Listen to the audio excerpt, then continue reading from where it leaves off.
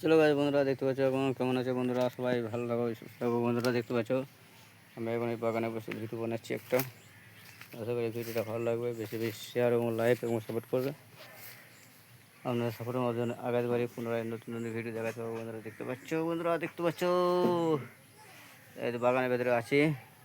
তা তোমরা এই ভিডিওটা বেশি বেশি শেয়ার এবং লাইক এবং সাপোর্ট করবে। আপনার সাপোর্টের মাধ্যমে আগামী বারে এবং পুনরায় নতুন নতুন ভিডিও দেখাতে পারবো। বন্ধুরা দেখতে পাচ্ছ এখন তাই বাগানে করছি, বুনতে পারি এসেছি।